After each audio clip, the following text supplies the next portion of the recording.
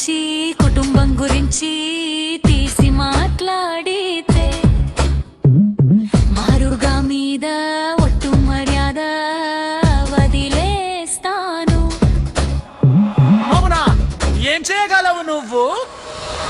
కొడకమ్మ చుట్టు పట్టుకుని లాగి ఇడచుకొచ్చి రోడ్డు మీద గుంజి కొడతాను. నిన్ను తిప్పి కొడతాను, నెలకేసి కొడతాను.